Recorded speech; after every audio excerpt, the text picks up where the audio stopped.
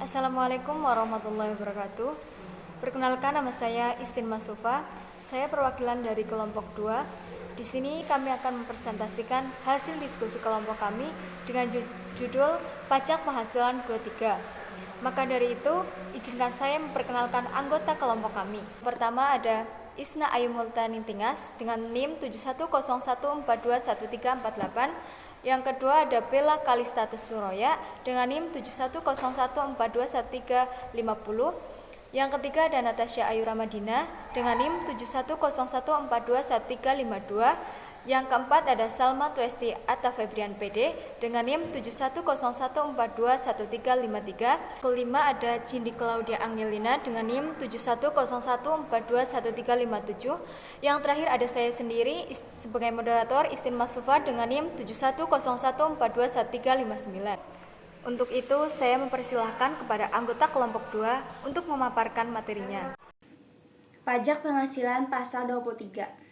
Pajak penghasilan pasal 23 merupakan pajak penghasilan yang dipotong atas penghasilan yang diterima atau diperoleh wajib pajak dalam negeri dan badan usaha tetap yang berasal dari modal penyerahan jasa atau penyelenggaraan kegiatan selain yang telah dipotong pajak penghasilan pasal 21 yang dibayarkan atau terutang oleh badan pemerintah atau subjek pajak dalam negeri, penyelenggara kegiatan, bentuk usaha tetap atau perwakilan perusahaan luar negeri lainnya.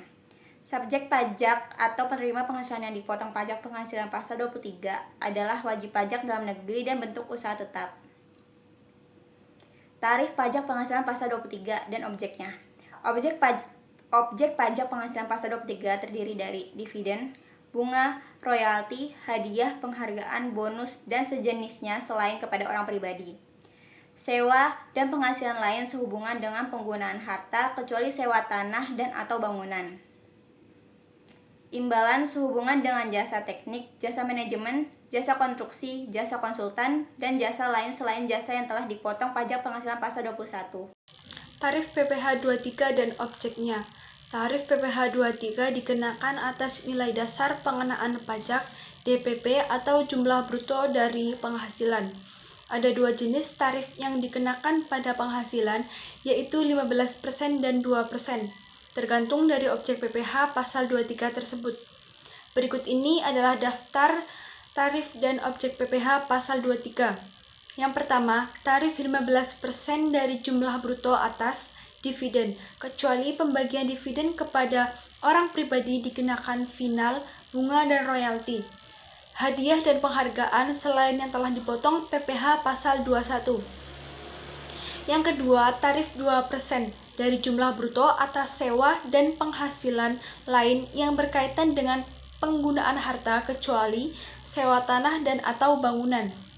Yang ketiga, tarif 2% dari jumlah bruto atas imbalan jasa teknik, jasa manajemen, jasa konstruksi, dan jasa konsultan. Yang keempat, tarif 2% dari jumlah bruto atas imbalan jasa lainnya adalah yang diuraikan dalam Peraturan Menteri Keuangan Nomor 141 PMK.03/2015 dan efektif mulai berlaku pada 24 Agustus 2015. Yang kelima, bagi wajib pajak yang tidak memiliki NPWP akan dipotong 100% lebih tinggi dari tarif PPh pasal 23.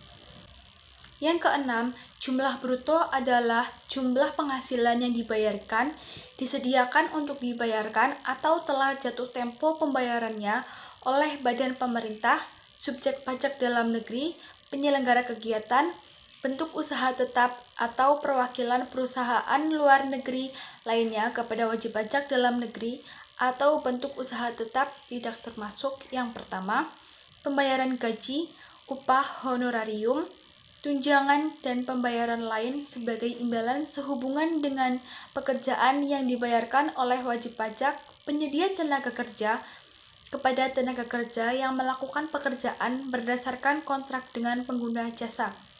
Yang kedua, pembayaran atas pengadaan atau pembelian barang atau material dibuktikan dengan faktur pembelian. Yang ketiga, pembayaran kepada pihak kedua sebagai perantara untuk selanjutnya dibayarkan kepada pihak ketiga dibuktikan dengan faktur tagihan pihak ketiga disertai dengan perjanjian tertulis. Yang keempat, pembayaran penggantian biaya atau reimbursement, yaitu penggantian pembayaran sebesar jumlah yang nyata-nyata telah dibayarkan oleh pihak kedua kepada pihak ketiga, dibuktikan dengan faktur tagihan atau bukti pembayaran yang telah dibayarkan oleh pihak ketiga. Jumlah bruto tersebut tidak berlaku atas yang pertama, penghasilan yang dibayarkan sehubungan dengan jasa catering. Yang kedua, penghasilan yang dibayarkan sehubungan dengan jasa telah dikenakan pajak yang bersifat final. Yang ketiga, pembayaran gaji, upah, tunjangan, honorium, dan pembayaran lain yang merupakan imbalan atas pekerjaan yang dilakukan wajib pajak penyedia tenaga kerja kepada tenaga kerja.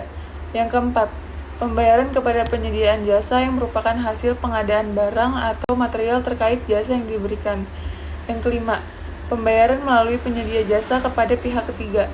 Dan yang terakhir, pembayaran kepada penyedia jasa yang berupa penggantian atau reimbursement. Pemotong pajak penghasilan pasal 23. Pemotong PPh pasal 23 terdiri atas yang pertama, badan pemerintah, yang kedua, subjek pajak badan dalam negeri, yang ketiga, penyelenggara dalam negeri, yang keempat, bentuk usaha tetap, yang kelima, perwakilan perusahaan di luar negeri lainnya, dan yang terakhir, orang pribadi sebagai wajib pajak dalam negeri tertentu. Yang ditunjuk oleh Kepala Kantor Pelayanan Pajak sebagai pemotong PPh pasal 23 yaitu A. Akuntan, arsitek, dokter, notaris, penjabat pembuat akte tanah atau PPAT, kecuali camat, pengacara, dan konsultan yang melakukan pekerjaan bebas. B. Orang pribadi yang menjalankan usaha dengan menyelenggarakan pembukuan atas pembayaran berupa sewa. Selanjutnya yaitu pengecualian pemungutan PPh pasal 23. Beberapa jenis penghasilan yang tidak dikenakan pemotongan PPh pasal 23 sesuai dengan pasal 23 ayat 4 Undang-Undang Nomor 17 Tahun 2000 yaitu: yang pertama, penghasilan yang dibayar atau terutang kepada bank. 2. Sewa yang dibayarkan atau terutang sehubungan dengan sewa guna usaha dengan hak opsi.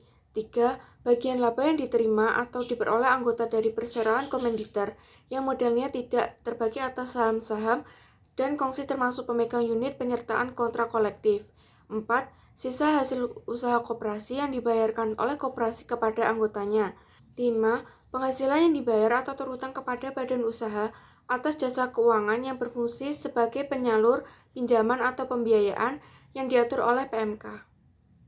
Berikutnya yaitu cara menghitung PPh pasal 23. Yang pertama, dikarenakan PPh pasal 23 sebesar 15% atas penghasilan dividen, bunga, royalti, hadiah, dan lain-lain, kecuali dividen diterima oleh pribadi PPh final sebesar 10%. Kedua, dikenakan PPh pasal 23 sebesar 2%.